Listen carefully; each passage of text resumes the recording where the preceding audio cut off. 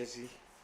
Pues yo quisiera que mantuviéramos nuestras Biblias abiertas en este pasaje de Judas, capítulo 1, que es el único capítulo que hay en este libro, en esta carta. Y vamos a estar meditando específicamente en los versículos 3 y 4 de esta carta de Judas. Es interesante introducirnos con lo siguiente.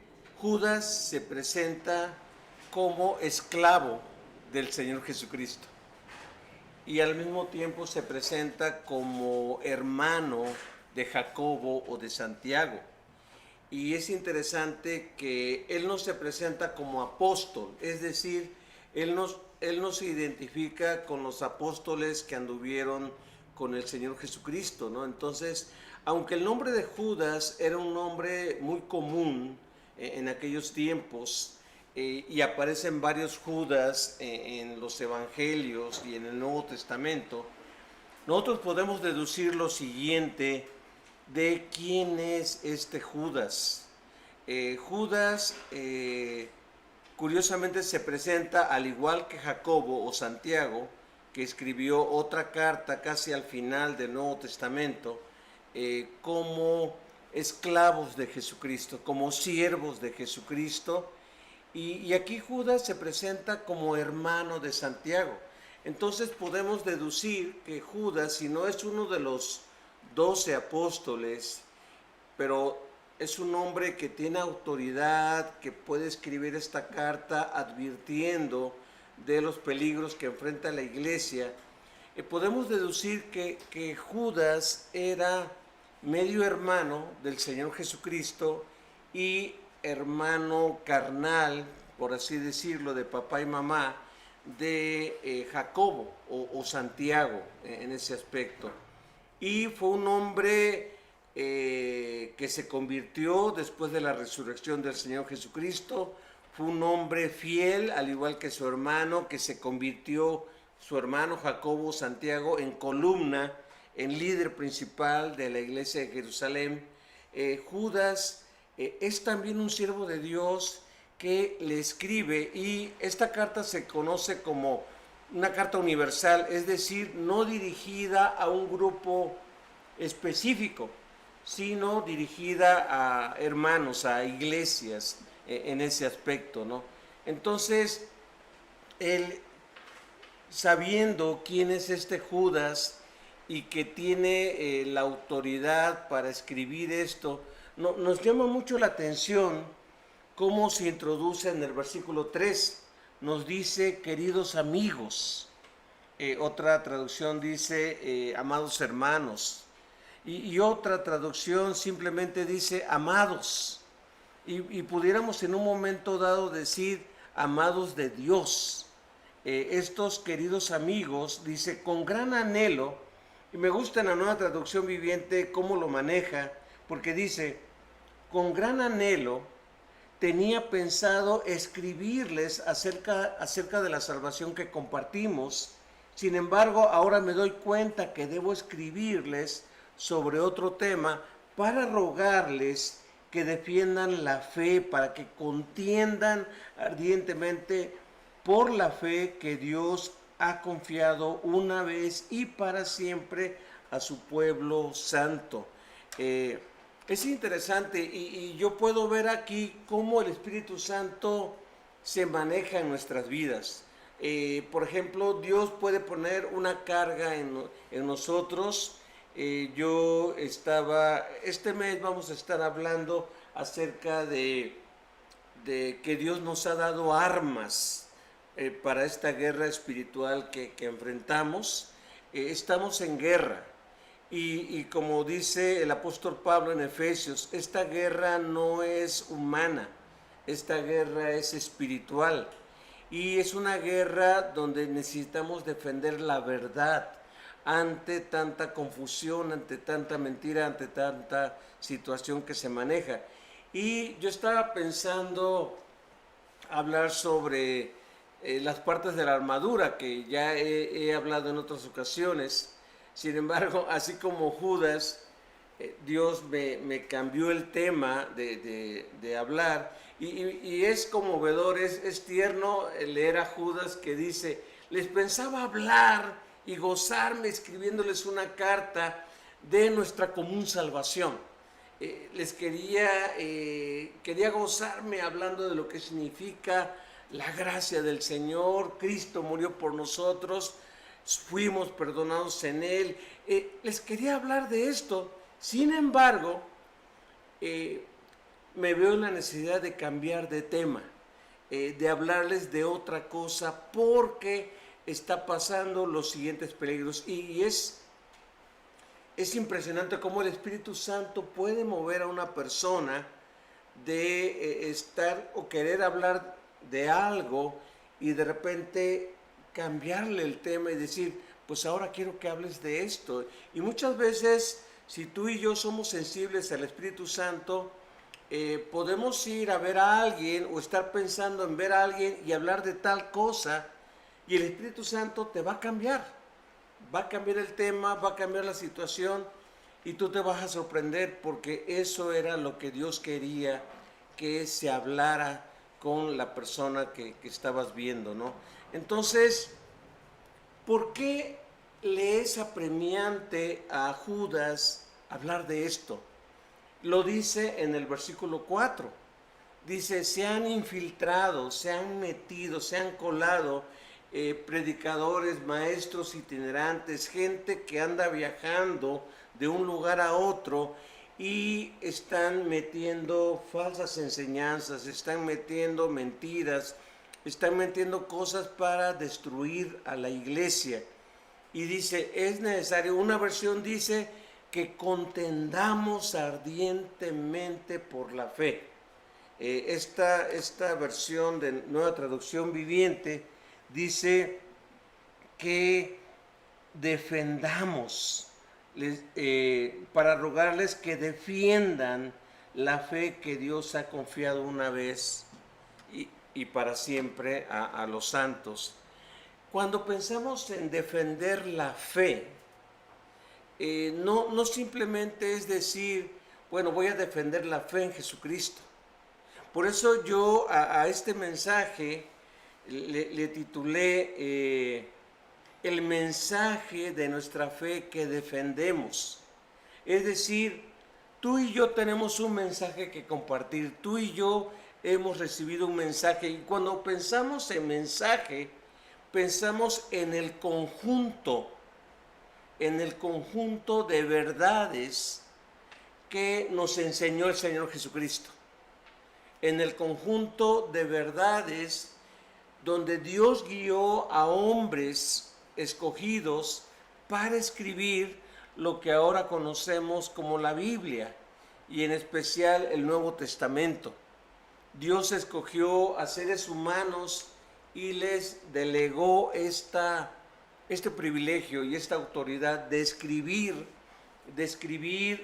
la verdad de Dios y de compartirla y entregárselo a la iglesia, para que a su vez la iglesia, los santos, que somos tú y yo, la extendamos y la compartamos en diferentes lugares. Yo estaba en esta mañana escuchando a un conferencista cristiano decir lo siguiente.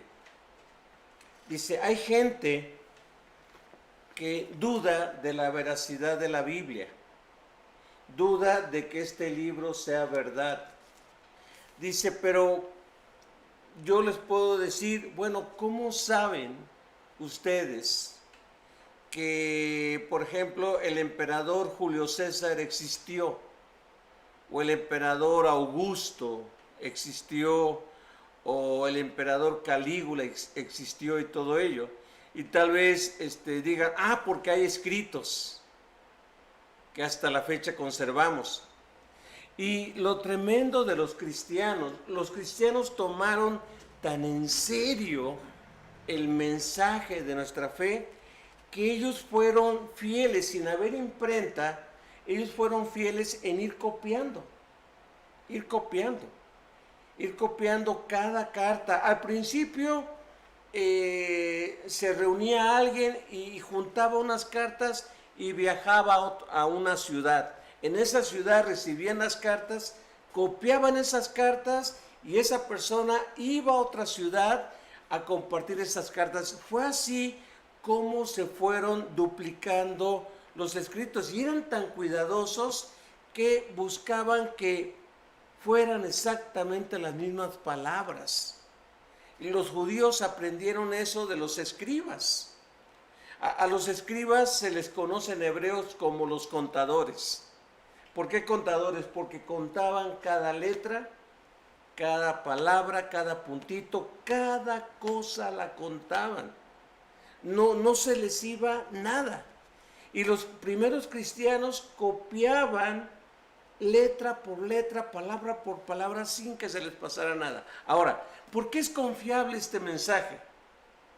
Porque, por ejemplo, la historia de Roma, o la historia de Egipto, o la historia de Babilonia, los escritos más antiguos de sus escritos históricos datan, por ejemplo, del año 600 o 700 u 800 después de Cristo.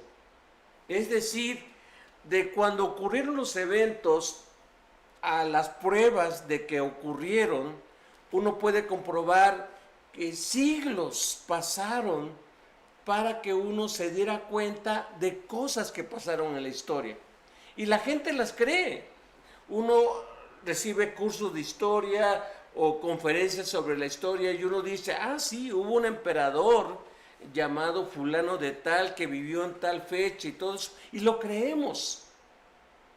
La diferencia con la Biblia es que, aunque ciertamente no hay ningún escrito original de los escritores que aparecen aquí, los escritos más antiguos de la Biblia son del año 90 o 100 o 140, 150 de que pasaron los eventos.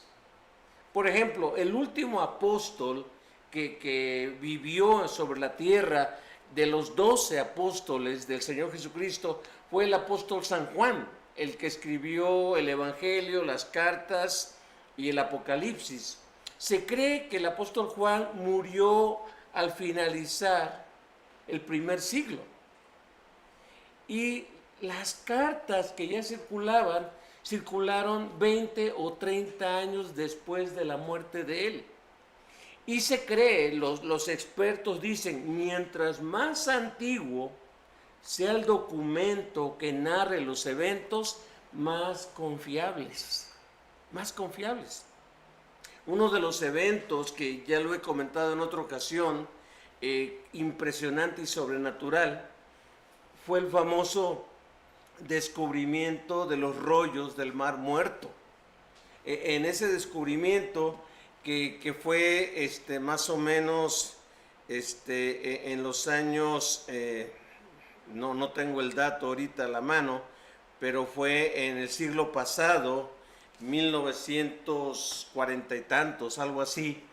Dice la historia, la historia de este descubrimiento, que había un pastor moviéndose, cuidando a sus ovejas allí en territorio del Mar Muerto, y que para distraerse o quitarle el aburrimiento, él empezó a agarrar piedras y empezó a tirar piedras a donde se le ocurriera. Y mientras cuidaba las ovejas, él agarraba piedras y tiraba. Y dice dice la historia que en una de esas piedras que tiró, escuchó como que se rompía algo. Él estaba tirando piedras a unas cuevas que él vio, y al tirar una piedra se escuchó como que un recipiente se rompía. A él le llamó la atención eso, se asomó y encontró varias como jarros, varios recipientes de barro que contenían rollos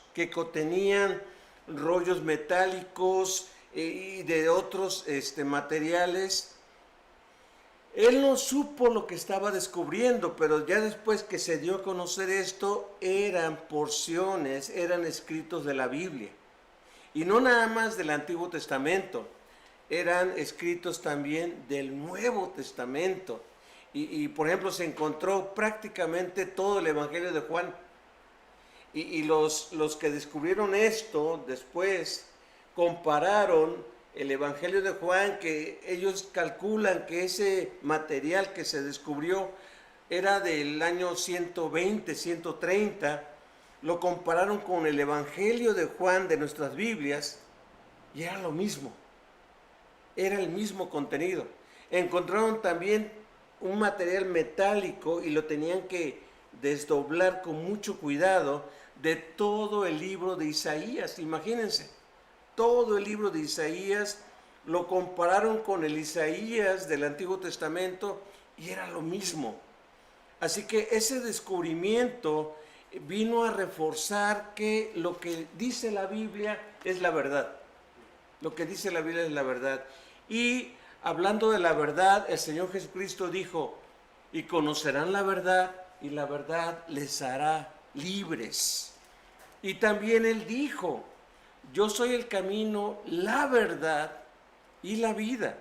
Pudiéramos en un momento dado decir, ¿qué es la verdad? Como preguntar a Pilato. La verdad es Jesucristo, la verdad es una persona, pero también la verdad es el mensaje que tenemos escrito en la palabra de Dios. Y lo que nos está diciendo Judas es lo siguiente: defiendan este mensaje. Defiendan este mensaje. ¿Por qué razón tenemos que defender este mensaje de nuestra fe? Acuérdense, esto es más que un decir, yo creo en Jesucristo. El mensaje de nuestra fe es todo el conjunto de creencias que tenemos basados en la palabra de Dios. Y vamos a ver 3 pensamientos que les quiero dejar de por qué defender el mensaje de nuestra fe. En primer lugar, porque este mensaje es perfecto en cuanto a su autor. El autor final, el autor principal de este mensaje es Dios. Vean lo que dice. Ahora me doy cuenta, versículo 3, que debo escribirles sobre otro tema para rogarles que defiendan la fe que Dios ha confiado, que Dios ha entregado. Este es un mensaje perfecto porque es un mensaje que viene de Dios. No viene de una invención, no es un mensaje inventado, es un mensaje dado. No es un mensaje que alguien lo soñó y le pareció bonito y lo escribió. Es un mensaje dado por Dios. Obviamente Dios le confió a hombres escogidos para que lo escribieran. Pero cuando tú y yo abramos este libro, debemos de confiar en lo siguiente: este es el libro de Dios.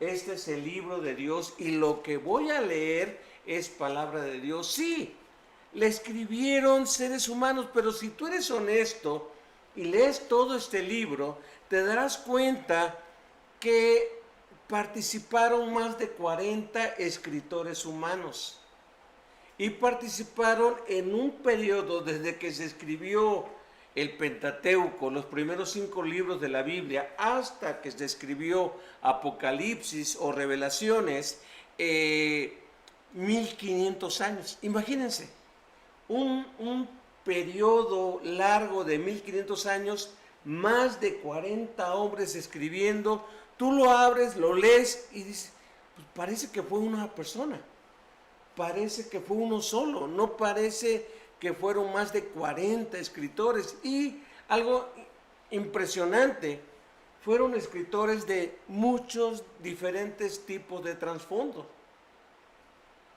O sea, hubieron escritores que eran pastores de ovejas, como David, como Amós.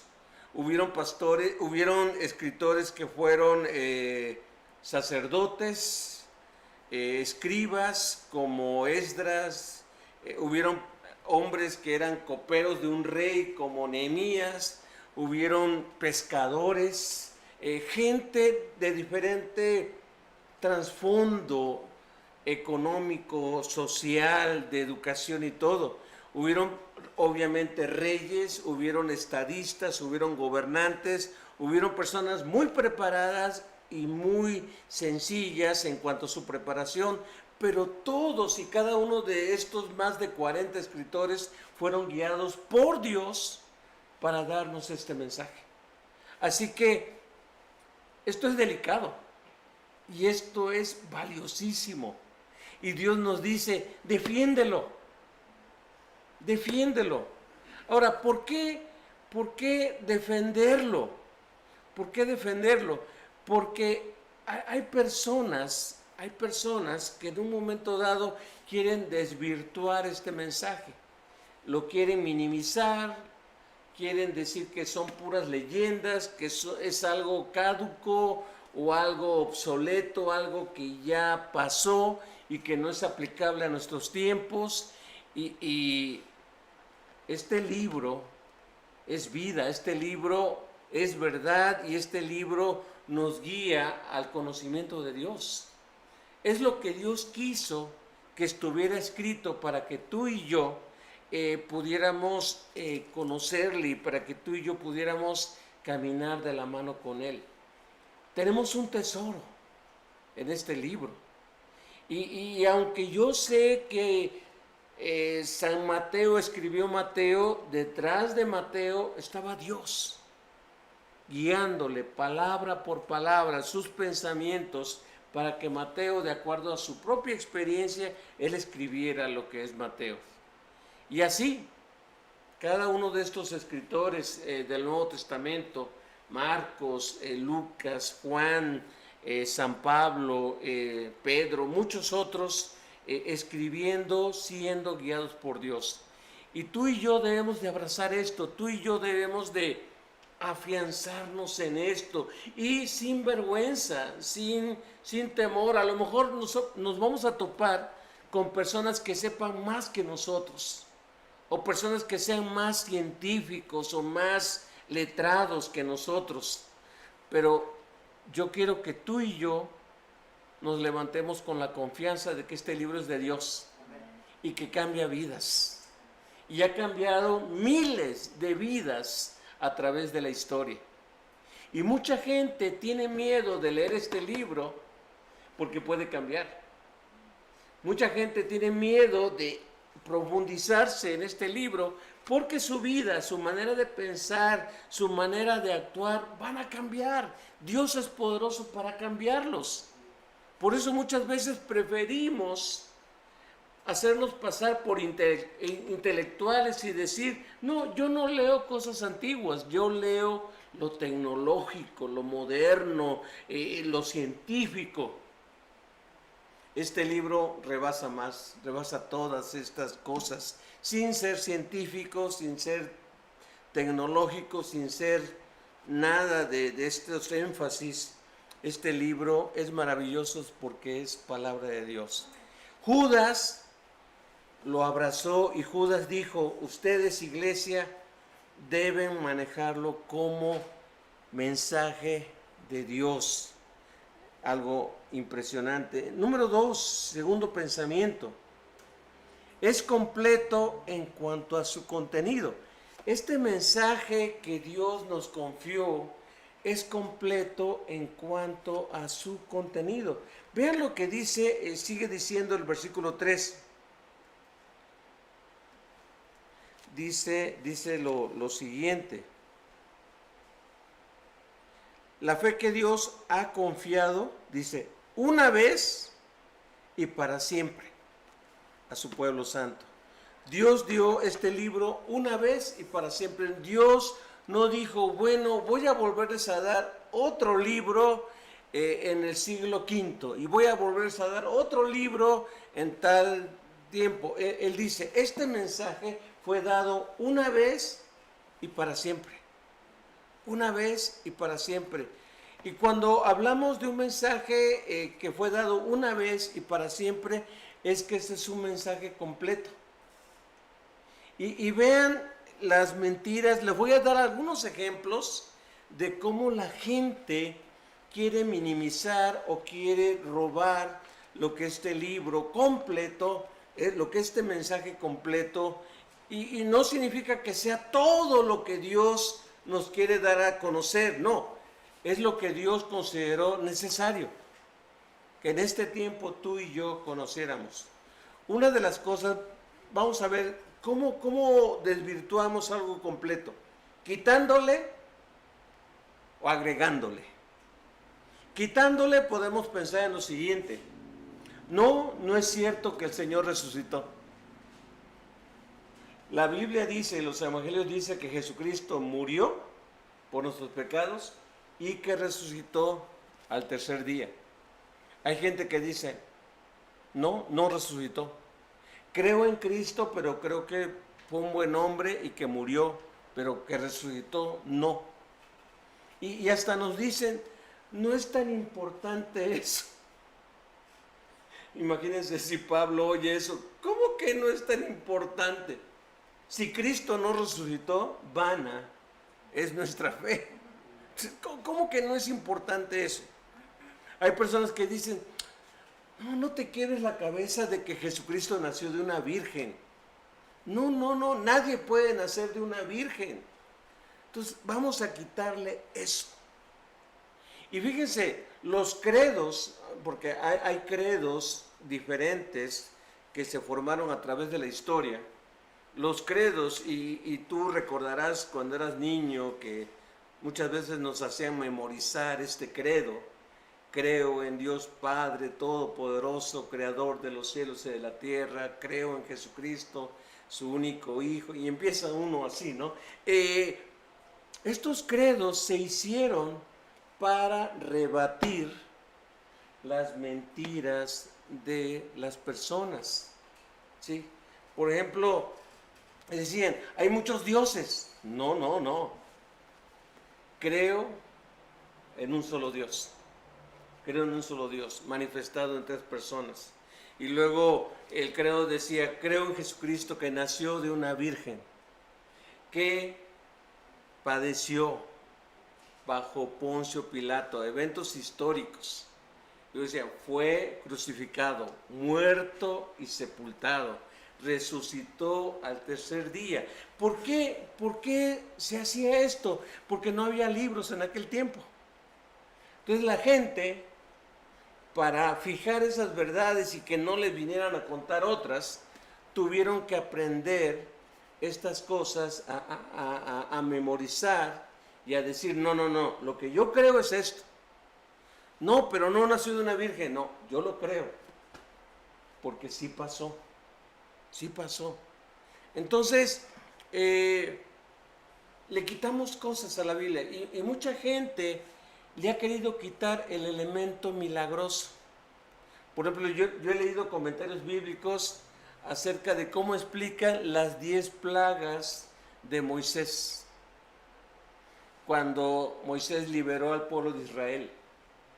Y hay personas que dicen, no, mira, eso de las plagas sí ocurrieron, eran cosas naturales, sí, eran cosas naturales, como que viniera una plaga de langostas. Las langostas de vez en cuando venían, pero ¿saben qué? Lo sobrenatural es que Dios decía cuándo llegaban y cuándo se iban. Eso uno no puede hacer eso. Cuando una plaga viene, la plaga viene sin avisar. Y uno no le puede decir, bueno, ya llegaste, ya vete. No, las plagas llegan, se quedan, causan destrucción y todo ello. Pero yo estaba leyendo un libro, aparentemente cristiano, que decía, cuando Moisés convirtió el río Nilo, sus aguas en sangre, lo que agarró es que él sabía que había un colorante. Él traía un colorante en polvo y le dijo al pueblo, vean el poder de Dios, y ¡pum!, echó el colorante allí, ¿no? Y las aguas del Nilo, ¡pum!, empezaron a ponerse rojas. Dice, bueno, pasó, sí, pero no fue milagroso. Le echó un colorante, ¿no? Y dijo, qué absurdo, qué absurdo esto, ¿no? ¿Saben otra cosa milagrosa que pasaron? Es que, por ejemplo, llegaban ranas o llegaban diferentes plagas y a los únicos que les tocaba eran los egipcios. Y vivían juntos, hebreos y egipcios. Y a los hebreos no les tocaba. Entonces ¿qué pasaba? Pues los animalitos decían, de aquí para acá le damos, de aquí para allá los respetamos. Esto es algo sobrenatural. Los animalitos, las plagas, no piensan, estos sí y estos no. ¡Pum! Arrasan por completo. Lo sobrenatural de las plagas es que Dios decía, aquí sí, aquí no, y hasta tal fecha. Cuando ore mi siervo, se acaba. Entonces, vemos aquí que en la historia siempre ha habido personas que le quieren quitar al mensaje bíblico. Y tú y yo nos vamos a topar con amistades, con familiares, con personas que te van a decir, no todo lo que dice es verdad. Entonces, Judas dice, es un mensaje que tienes que defender y que que es completo. Fue dado una vez y para siempre. Fue dado una vez y para siempre. No hay 2 Biblias, no hay 3 Biblias. Hay otras personas que le quieren agregar. Dice, bueno, además de la Biblia tienes que leer este otro libro, el libro de Mormón, o tienes que leer el deseado de todas las gentes, o las profecías de Elena G. de White, o tienes que leer este otro libro, y nos empiezan a decir, la Biblia no es suficiente. Y vean, el versículo 4 nos dice cómo le agregaban. Dice, estos maestros se han infiltrado y dicen que es tan grande la gracia que podemos llevar una vida inmoral. Ahora, ¿en qué aspecto ellos decían que? Ellos no decían llevemos una vida inmoral, no decían esto. Lo que ellos decían era, el cuerpo humano, la carne de nuestro cuerpo es mala, pero tu espíritu es puro y está conectado con Dios. Lo que hagas con tu carne, lo que hagas con tu cuerpo, no afecta a tu espíritu. Así que dale. Al cabo tú después te levantas, adoras a Dios, le alabas y todo bien. ¿No les suena esto algo moderno? O sea, lo que hagas con tu cuerpo y con tu carne no va a afectar tu relación con Dios, puesto que la carne es mala, pero el espíritu es bueno. Y hay personas que dicen, entre semana vive como quieras, el domingo pórtate de la mejor manera posible. Eso es agregarle y desvirtuar la gracia maravillosa de Dios, diciendo, Dios nos va a permitir vivir de esta manera, ¿no? Entonces hay personas que dicen la Biblia más la tradición de la iglesia. La Biblia más pertenecer a cierta iglesia, ¿no? La Biblia nos dice, solo Jesucristo salva. La Biblia nos dice, solamente es por fe en Jesucristo. La Biblia nos dice, es por gracia, es un regalo de Dios, no es fe más buenas obras. Entonces, a través de la historia la gente le quiere agregar. Y tú y yo debemos defender y decir, este mensaje ya está completo. ¿Por qué? Porque lo dice la Biblia. Es completo, ya no tengo que agregarle nada. Podemos agregarle aplicaciones. Yo a veces escucho aplicaciones a muchas cosas modernas que están pasando, pero aplicaciones siempre van a haber, pero el contenido y el mensaje siempre debe ser el mismo, siempre debe ser el mismo. Evangelizar, tú debes de evangelizar de acuerdo al mensaje bíblico. ¿Cómo lo vas a hacer? Es ya muy diferente. Lo puedes hacer en un salón, lo puedes hacer en un restaurante, lo puedes hacer en una casa, lo puedes hacer en un café, lo puedes hacer en el camino, en el trabajo, donde tú quieras. Pero es importante. Algo bonito que comentaban que sí es posible esto, es por ejemplo, estamos orando por los maestros, las maestras, estábamos orando por Blanca y por sus niños. Y estábamos platicando de la posibilidad de ir a visitar su salón y de que varios de nosotros con diferentes profesiones o diferentes trabajos pudiéramos ir y platicarles a los niños de esto. Yo pensaba que hay cosas que no se pueden hacer, y sí, hay cosas que no se pueden hacer, pero sí hay otras cosas que sí se pueden hacer. Sí se pueden hacer, se puede dar el testimonio cristiano con el trabajo que uno desarrolla, sin necesidad de estar predicando todo el mensaje de salvación, sino yo desarrollo mi profesión por la gracia de Dios, por el cuidado de Dios, por la protección de Dios. En fin, Dios va a dar sabiduría para hacer esto. Así que debo tener la confianza y debo de defender este mensaje porque viene de Dios y porque está completo. Y si está completo, no hay que quitarle ni hay que agregarle. Por último, el tercer pensamiento que les quiero dejar es que este mensaje es generoso en cuanto a su encargo. Es generoso en cuanto a su encargo, en cuanto a su encomienda. Vean lo que dice la parte final del versículo 3. Dice, le ha confiado, Dios le ha confiado, Dios lo ha encargado, Dios lo ha encomendado, dice, a su pueblo santo, a su pueblo santo. Y esto es impresionante. ¿Por qué digo que es generoso? Porque no necesitas ser un profesional, tú, para compartir este mensaje. Habemos varios aquí con diferentes construcciones y el otro día estábamos hablando algo de broma, de que yo estaba hablando con personas que son expertas o que tienen experiencia en la construcción. Y yo decía, estábamos hablando de temas comunes.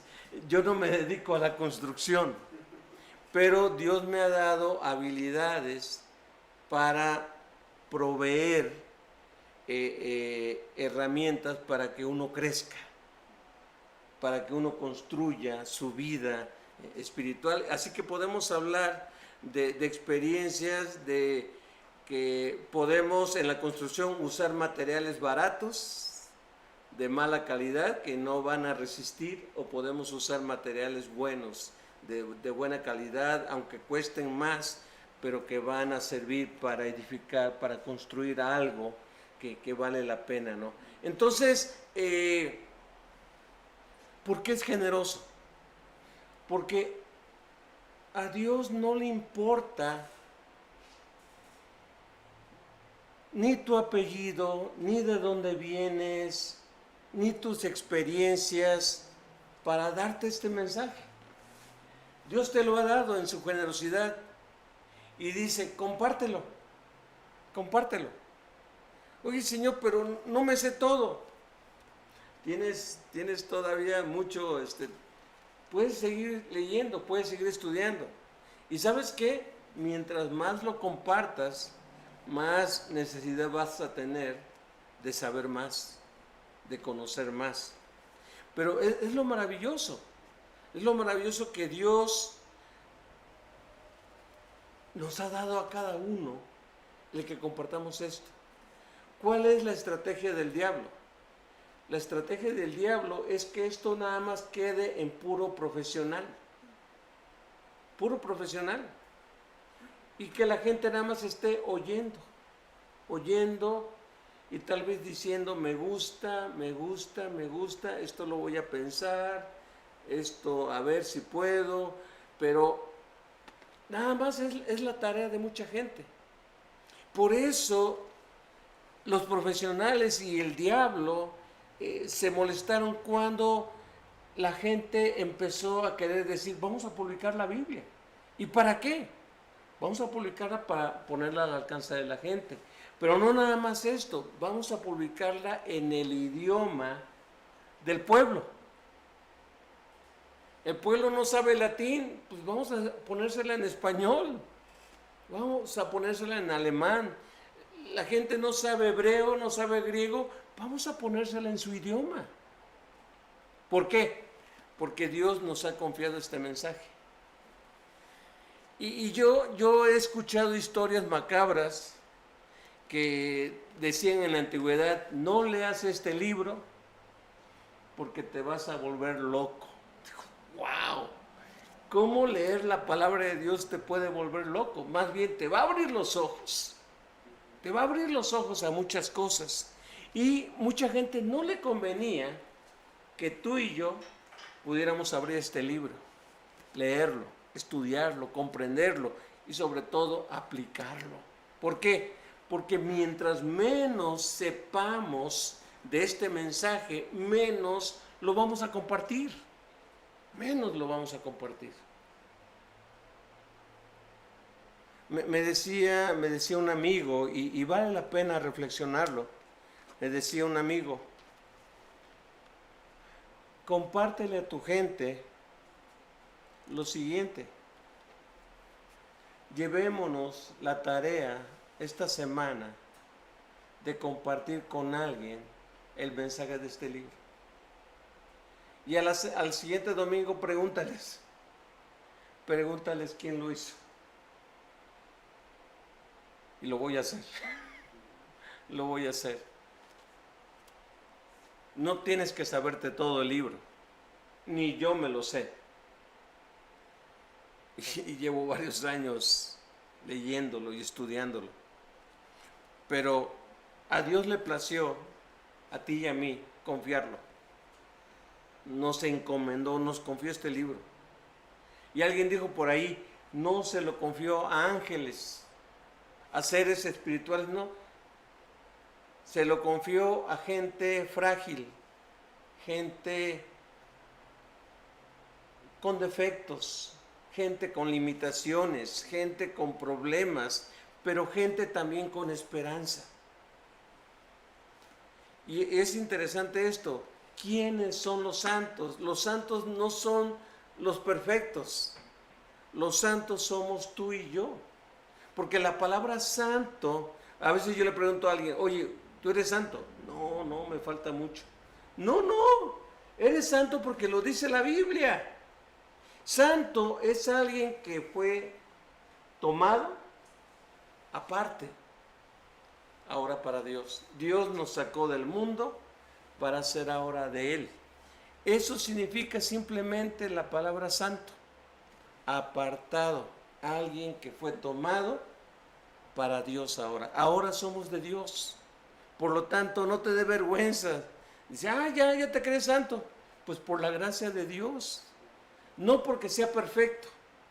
No porque ya la libré toda y ya no tengo ningún defecto.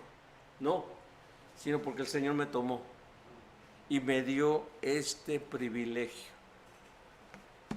Quiero concluir con lo siguiente. El mensaje de Dios es un mensaje único. Ya no hay más libros que publicar, ya no hay nuevos libros, nuevos mensajes, nuevas cosas que Dios nos quiera decir en este tiempo. Es un mensaje completo. Por tal motivo tenemos una gran tarea y un enorme privilegio. Tenemos en oración que compartirlo con la gente. Tenemos que compartir su mensaje. Pero si es necesario, defenderlo, porque al compartirlo va a haber gente que lo va a rechazar, o va a haber gente que no lo va a creer, o va a haber gente que lo va a querer desvirtuar, como diciendo, ah, sí, sí, pero tiene errores. Digo, ¿errores? Entonces ahí es una oportunidad de explicarles qué entienden por errores. Y ahí es una buena oportunidad para interesar a alguien en decir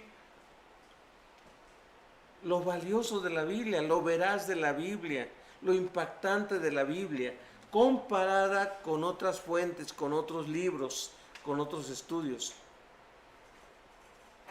Han habido autoridades, han habido gobiernos, han habido personas que han querido destruir, que han querido quemar, que han querido deshacer este libro.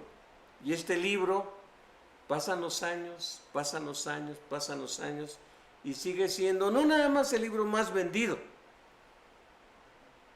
sino el libro que más impacto causa y ha causado en la gente.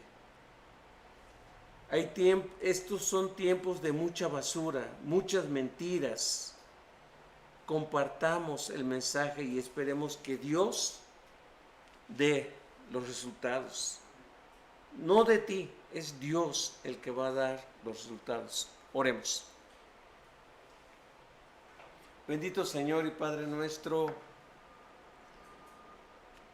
ciertamente, Señor, si ya en el primer siglo, si ya en el tiempo de Judas, en el tiempo de Pedro, ya se levantaban falsos maestros, engañadores, gente inmoral, que mostraban una doble vida, una vida de seguir a Dios y una vida que se rebelaba contra la verdad de Dios. Pues Padre, han pasado más de 20 siglos y estamos en el siglo XXI y nos conmueve, nos entristece, nos molesta tanta basura, tanta mentira, tanta maldad, tanto engaño en tanta gente que inclusive están afectando a las iglesias, están afectando a familias, están afectando a cristianos para querer que nos apartemos de la verdad. Ayúdanos, Señor. Ayúdanos a defender ardientemente, a contender ardientemente con la fe o por la fe que tú nos las has dado una vez y para siempre. En el nombre de Jesucristo seguimos en tus preciosas manos, Señor. Amén. Amén.